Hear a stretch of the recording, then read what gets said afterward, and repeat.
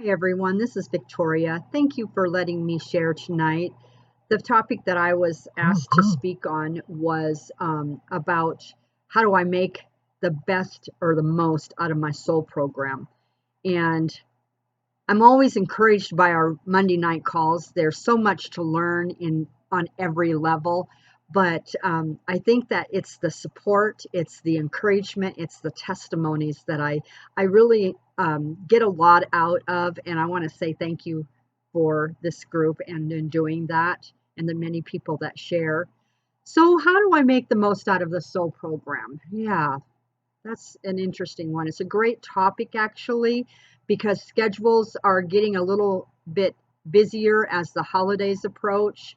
And if you're like a lot of people, we get so busy with the daily details in life that we forget to do and take care of ourselves. But here are a few things that I have, as I sat and thought about it, that I have tried to stay focused on, especially now that the holidays are coming at us pretty fast, actually. The first thing would be to set your mind on positive mode. And so, what I mean by that would be it's easy to get caught up in the demands to the point of becoming weary and losing sight of our purpose in the first place, or the end, you might say. So I always say keep a positive mind because we can get weary. And when we get weary, we tend to lose sight of things. And that kind of takes us a little further away from being positive about the protocol and the things and the extra demands that are on us. The second thing would be to be intentional. Be intentional. As parents, we tend to put ourselves on the back burner, but in all actuality, what would happen if you weren't around? What would happen to your family? What would happen to your children? Who's going to take care of them? Who's going to love them like you do?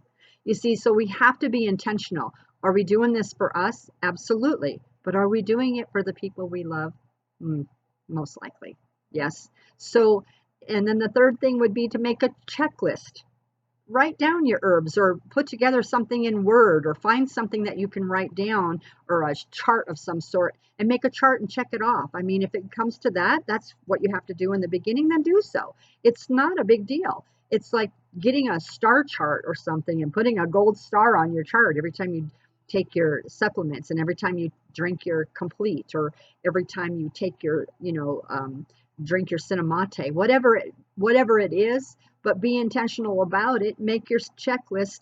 And one of the things that I did when I was first starting out with drinking water, because it's something that wasn't taught to do until I was much older, in my 30s actually, and was to drink water. So it was very hard for me because I'm like, water has no taste. I don't like water. Matter of fact, that's what I said. I don't like water. I don't drink water.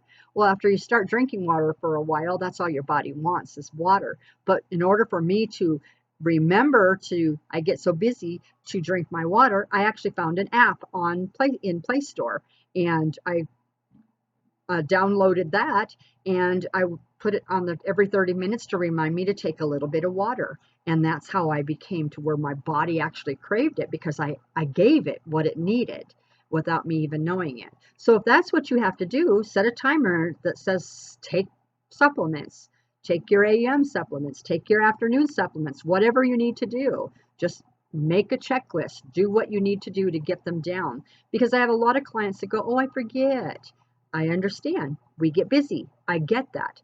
But let's be intentional about it and do what we have to do to get those down. The fourth thing that you could do is grab a friend for support. Have a support system, accountability partner, whatever you want to call it. But grab that friend that texts you once a week or every day and say, hey, did you take your stuff? I took mine.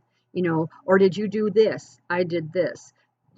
You don't want to say no because you don't want to feel like a big flake or anything with your friend, but find somebody. There's a huge community here that I found in Soul that I would have no problem asking and reaching out and saying, hey, I need an accountability partner who wants to join me.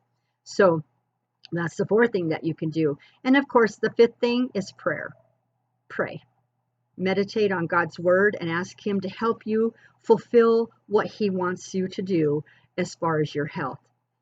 He is the great physician. He's the one that's in control. So why I don't see a reason why you shouldn't. And so those are the 5 things. And one of the things that I want to share before I leave is I have a statement that I tell my clients that are kind of sitting on the fence.